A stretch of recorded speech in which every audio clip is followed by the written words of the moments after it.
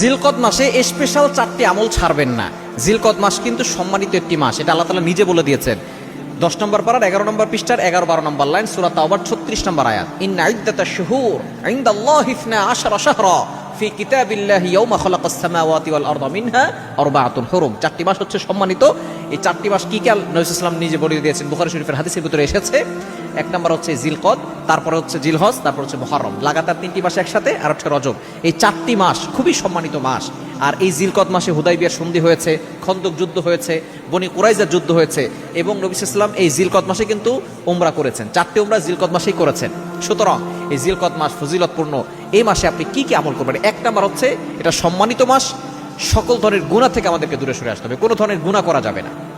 আমাদের 1 নম্বর কাজই হচ্ছে এটা, সকল ধরনের গুনাহ থেকে আমাদেরকে বাঁচতে হবে। নাম্বার 2, দ্বিতীয় নম্বর হচ্ছে ইস্তেগফার, ক্ষমা প্রার্থনা বেশি বেশি করতে হবে। আস্তাগফিরুল্লাহ আস্তাগফিরুল্লাহ। কারণ যারা সঠিকভাবে তাওবা করে আল্লাহ তাআলা তাদের গুনাহ খাতাগুলো ক্ষমা করে দেন। আল্লাহ পাক রব্বুল আলামিন নিজে বলে দিয়েছেন, কোরআন খুলেন 28 নম্বর পারার 20 নম্বর পৃষ্ঠার 2 নম্বর লাইন, সূরা তাওবার 8 নম্বর আয়াতের প্রথম অংশে আল্লাহ বলছেন, ইয়া আইয়ুহাল্লাযীনা আমানু তুবু ইলাল্লাহি তাওবাতান নাসুহা।